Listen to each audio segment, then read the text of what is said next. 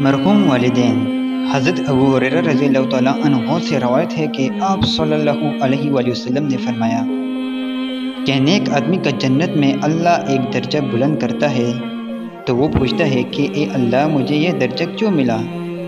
تو اللہ تعالیٰ فرماتا ہے تیری اولاد نے تیرے لیے مغفرت کی دعا کی ہے، اسی لیے اپنے والدین کے حق میں دعا کرتے رہنا چاہیے۔ اللہ سے دعا ہے کہ اے اللہ ہمیں والدین کی قدر نصیب فرما اور ان کی بہترین اولاد میں شمار فرما، آمین۔ اگر ویڈیو اچھی لگی ہو تو آگے اپنے دوستوں کے ساتھ لازمی شیئر کریں۔